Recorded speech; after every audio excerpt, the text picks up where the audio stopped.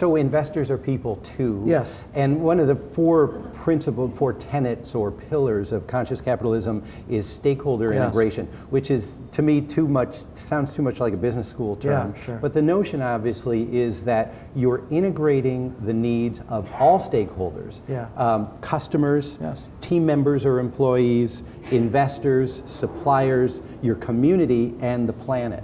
So it seems to me mind-boggling. I mean, traditional businesses focus their attention on investors. Sure. And they kind of whip their team members into shape, their employees into shape in order to maximize quarterly profits.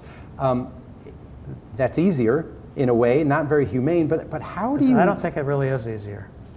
Okay. So how, but I mean, it seems really difficult to balance the needs of that many different stakeholder communities. The goal isn't, I don't think, to balance.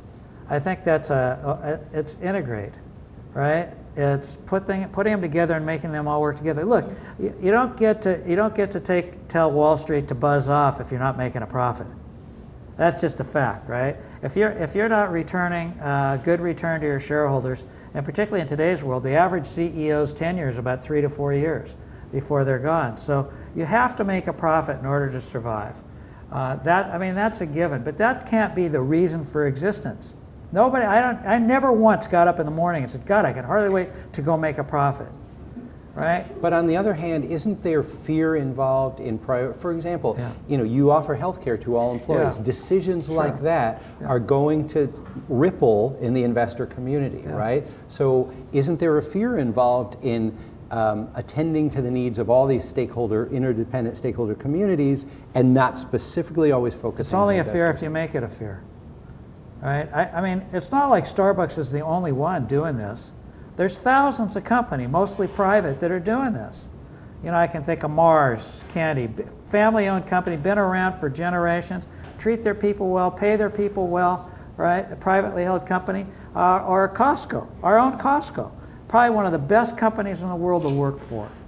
They take care of their people, bar none. And I mean, I remember Jim Senegal giving a comment to some it was big shareholders. Retired CEO of Costco. Yeah, retired CEO of Costco. And they said, well, you need to cut your compensation down because Walmart had a division called Sam's Club that paid about half the compensation, not quite, a little more than half the compensation that Costco did. And Senegal said, if you don't want the stock, buzz off, right? Because this is who we are, these are our values. Now, he had to make a profit. He had to have his business going, and he had to give a return for shareholders, but he wasn't going to think short term. And that's what Starbucks always never thought short term. And I shouldn't say never. We made some mistakes along the way, like all companies Like do. what? Give us an example. You say in your book it's important to celebrate failures. Yeah. What were some of Starbucks failures? I mean, we screwed up a lot. I think one of the biggest failures we had in the last 5 years, or let's see, last 7 years, were the layoffs we did. I disagreed with all those layoffs. Not that we weren't going to lay people off. I mean, we closed 600 stores, you're going to lay people off, right? No matter what you want to do, some people are going to lose their jobs.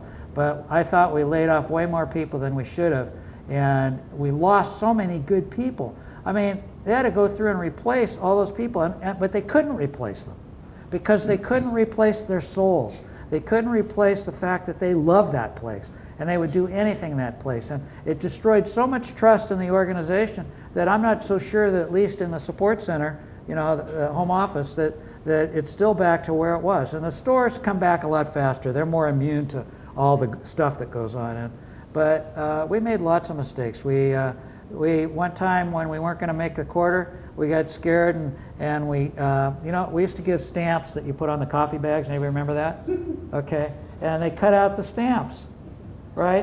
They reduced hours for supervisors. I mean, a bunch of dumb stuff to make up a few cents, all to pay bonuses to executives.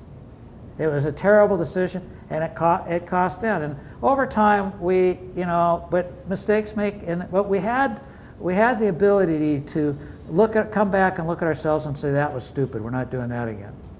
And so, companies make endless series of mistakes. The question is what happens when you identify them, when they come up, when somebody says, I'm unhappy, or what do you do? Do you apologize? Do you own it? And do you move forward? But yeah, Starbucks, I mean, it hasn't been all roses, right? Lots of dumb things. You know, I mean, in the early days particularly, we couldn't make payroll. You know, we used to go and charge, a guy named Dave Olson and I who worked, he was the head of the coffee, and we'd go into the stores and charge espresso machines. You know, buy 10 of them for, you know, $5,000 on our credit card, so the company would get $5,000 to be able to, right? You know, I don't want to, you know, I would never tell Bank of America that, but Anybody here work for B of A? But we did what we needed to do at the time, you know, and then we'd return them and we'd get our credit card credited again. But we would do what we needed to do to survive at the time, and you know, but we do make mistakes.